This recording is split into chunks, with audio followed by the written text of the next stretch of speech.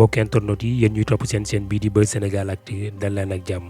ki nga xamante ni moo di Moustapha Diop nekk ci parti bi nga xamante ni moo di Pastef moom moomee nag ginnaaw bi nga xamante ni yoon tegoon na ko loxo tegoon ko tamit ay daan tëjoon ko fi nga xamante ni moo di ci prison bi Moustapha Diop moomee daal dinay def fees mes menteng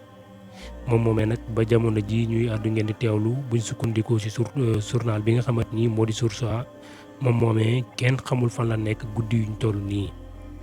moom moomee nag biñ ko tegoon loxo nag tëj ko ci prison bi nag dañ ko maye li nga xamante ni moo di ab liberté boobee nag biñ ko mayee ñu tekkaloon ko li nga xamante ni moom la ñuy wax bracelet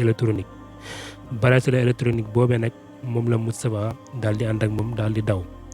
moom moomee nag ba léegi xamaguñ ndax dafa génn réew mi wala mu ngi ci biir réew mi wala da ko def comme ay ñooñum nuñ ko defee comme ñoom mooy tan ngeen Demba Touré ak ñu mel ñi nga xamante ni ñu ngi woon ci biir parti bi moom moomee nag di Moustapha Diop ginnaaw biñ ko mayee liberté moom moomee nag daal déggoon ne daal kii nga xamante ni moo di procureur bi da doon maanaam bëgg a def daal li nga xamante ni moom la mooy appel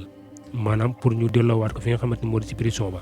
waaye Moustapha bi mu yëgee loolu noonu daal la daal di daw kenn xamul fan la nekk jamono ji moom mii nag bu ñu sukkandikoo journal bii di Source A nee na Moustapha moomee daal sët la si ki nga xamante ni moo di Serigne Touba si côté Yaay Ja